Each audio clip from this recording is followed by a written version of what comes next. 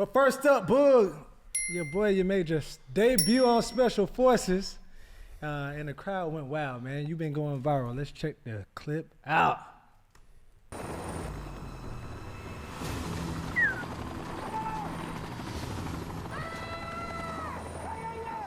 The common question with doing this show has been, why did you do it? Yeah. And I keep coming back to the same thing. I wanted a challenge in my life. There's times being a pedestrian, right? And I say this jokingly, but being a regular person in a normal, everyday life, you forget about really what made you great, and you have to shelve that. Feel what I'm saying? Yeah. Those emotions, that dark side, that fearlessness of, like, I can go into that person, I can go into that character, and it takes little to no effort. I need a reason. I was seeing a meme the other day that said, I love when a person is rude to me. What? Because I get a turn to be rude too. All right, there. You dig what I'm saying? I'm gonna turn it with you. That's what we doing? Oh, you want to be Nah, rude? I gotta. You remember, like in grade school, where you like, just touch me, so I can.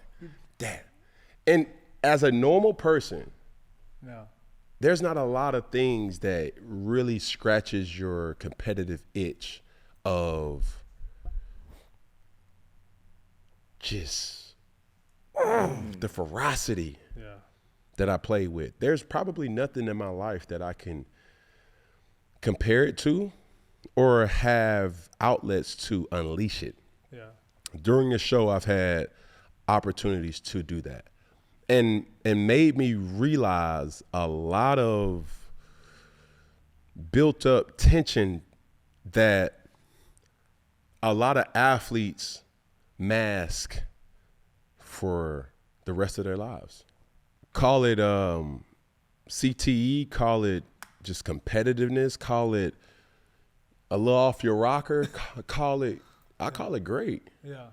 But all that to say, that show really got everything out of me in regards to, I wanted to see if I was afraid.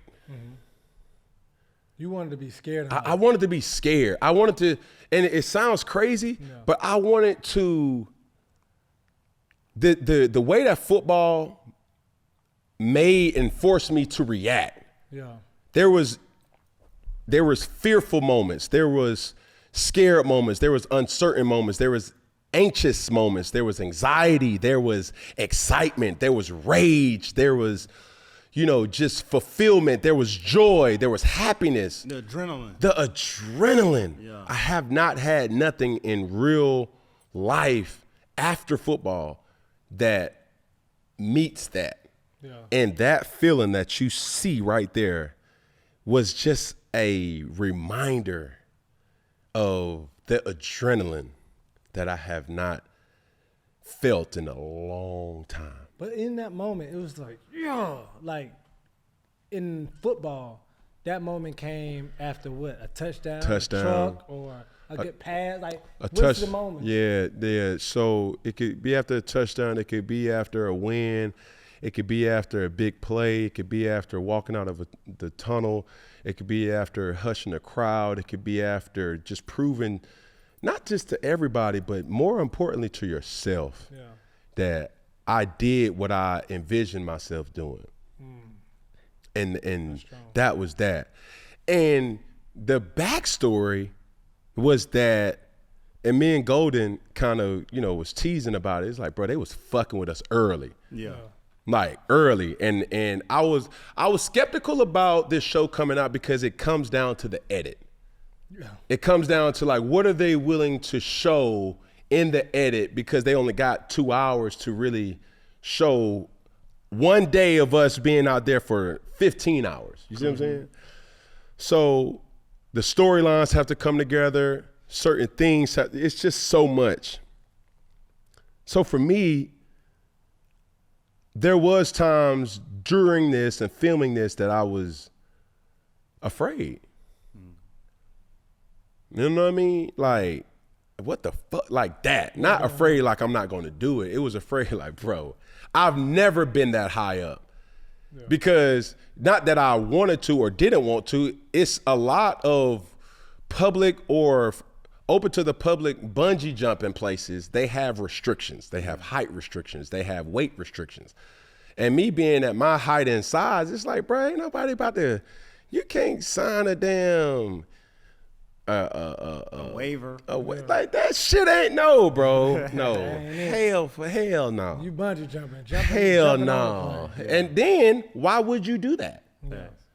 Like what was most people why are you skiing? Yeah. Why are you surfing? Why are you riding a motorcycle? Why are you doing these things to put your way of life in jeopardy? But you still do it because of the thrill. You need that thrill. You need it, dog. And I don't think a lot of people understand you really need those outlets. And explaining that to loved ones is kind of foreign to them. Mm-hmm. It's like, homeboy, mama, dad, girlfriend, wife, significant other, children, like I need certain things to gotta live on the edge a little bit. Just a little bit.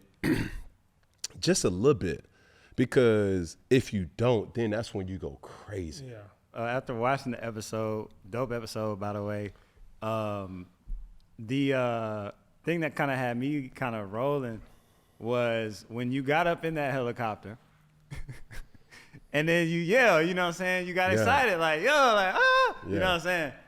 But what he ended up having to, quiet you down. So how was kind of getting used to that? You know? So he had a valid point, right? And he spoke about it. And this is all in the edit that it probably didn't make the cut, is because they try to make this so comparable to real Line of Fire. Correct. Yeah. And when they say, when the title states the world's toughest test, this is a normal day as a Navy SEAL, a Marine. You dig what I'm saying? Yeah. Like being in the Army. So the sacrifices that they've made to earn the right to protect and serve this country is something that I wouldn't say I took for granted.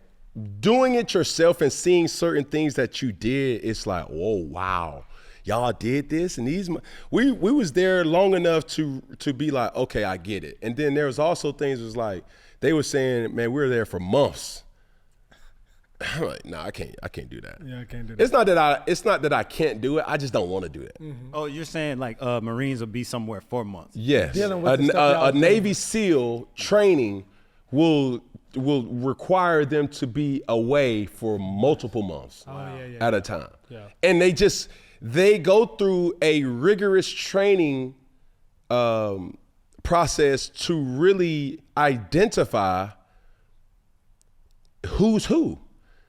Because it's not about who's the biggest, who's the strongest, who's the toughest or the meanest. It's about who's more mentally strong. Yeah. So the point about screaming was that the DS stated that if you scream in battle, it gives away your position. Yeah. So that's why he said, don't scream. He didn't explain it then, but he explained it to me later on. Yeah. So anything when you're in battle, and then the other scene where the young lady, oh shit, like that one, that's why it was a fail, because you have to do these different tactics, these tasks, silent and stealth. You got to be just unseen, damn near. You know what I'm saying? And unheard. So that's the point. Well, obviously, going unseen was something that you didn't do. The world seeing that you were seen, and even Pat McAfee hit Twitter, hit X, along as with a lot of other people. So Pat said, hey, Cam Newton is a fucking dog, 6'5", 250 pounds. Also, we had G. Will Ball said, I've seen enough. let's replace The Rock with Cam Newton in all new action movies, please. Could you be in action movies? Boy, the way you look mean mugged on one of them times, I was like, boy, Man, I can see him running out the fire. Come on, big dog. I'll save you. Yes, bro. Hey, listen. They were saying I was saving Captain Save-A-Ho. But no, on the real though, like, what that check look like? Yeah. You feel? But that's gonna take some time. Hello. As an What actor, that check just hit my people. Ain't hard to find. Yeah. You feel me? But that'd be something to explore. But it's just all about money. Yeah. Okay, one more question, just because I am a fan of the show already after watching you on there. Last question. Out of the 3 on the first episode or the first 2 episodes, you had the bungee jump, you had the jump into the helicopter, and then y'all also had to wade in the water. Yeah. Y'all had to wade in the water. And you also had the rock in the water. So the beach and you was in like a pool of water. Yeah. Which one of those was your toughest out of those 4? That's a good question. Yeah. Mentally, the helicopter, because that was the first one. Physically, the beach. The beach, wading with the arms. Yes. Rocking. Yes. Ooh-wee. And the reason why I say that is because the helicopter was the first one. That was me acknowledging to myself that I conquered a fear. Yeah. That's Because I would have never had that opportunity to, like, people always talk about what I would do or I do this, but they never have an opportunity to do that. Yeah. Jumping onto a helicopter where even the helicopter, I felt the way because I was seeing different participants. The close proximity. I said, Their jump was not Listen to jumping. the helicopter was different every Every person. time. Some was skipping, some was. So I'm like, hold on. So if you see me hesitating, like I'm looking at the helicopter and I'm like, yo, y'all gonna come closer? And the dude was like, yo, no, jump, no. And like I'm looking at the dude like, and I'm like, man, what the fuck? Man, this a bullshit, right? But doing that was a mental conquer. Yeah. On the beach was more physical because you seen 6 minutes of something that we was doing for close to an hour and 15 minutes. You alive. Oh, bro. Right. And this is the thing too, like, bro, for the people who know me to have long hair, hat by Mashika, by the way. They was really trying to break every participant. And me being the biggest guy there, they had something called a sugar cookie. Oh! What? Bro, Peggy. What y'all got going on? A sugar cookie, bro. Where it was either a sugar cookie or a sneakerdoodle, one of the two. I like cookies. Peggy, you literally had to go in the water. I'm like, what the fuck is that? Sugar cookie. So we had to go into the water, get all wet, come back on the sand, and every part of your body had to be in sand. I know your hair was full. And they was fucking with me because they was like, oh, 16, you got hair. Go all the way in there. You needed that Peggy. I should have had the peg. Peggy came in. Bro, I never had my hair to be that dirty. Oh ever. my goodness, sand is hard to get out once you. Bruh. He was a real roster then. Bruh, so it was so much behind the scenes stuff and then duck walking. I'm like, man, I'm 6'6", man, I can't duck walk. You know, it was then the logs, it was so much, bro. Wow. But another common question that I got asked too was like, did you have to really shit in those shitters? Yes, you did, in the cutouts. Yeah. And they didn't have, it wasn't like, it was created by man, so it wasn't no plumbing. So we would shit, piss, whatever, and when we were gone, they would come in and just throw dirt on top of it. So by the time we left, dirt and doo-doo. Like, you seen all the shit, right? It was, bro, it was mental, bro. Oh my goodness. Also, was like, how many times did you shower? Bro, in the span of however long, well, that'll give it away. Yeah. But I seen Can't you in give the too bath. much I away. seen you in the big old bath one time, You know what I mean? That was crazy. That's yeah. But man, make sure you watch live every single Wednesday, or the next day is gonna be on Hulu. Man, I had fun. It was a good experience. Would I do it again? Fuck no. I mean, with pressing the shift button. They can't bring you back on the hell no. The legendary. You gonna be Lieutenant Bug, man. The legendary season. Private Peggy, Cadet Brelan. Do you understand me, maggot?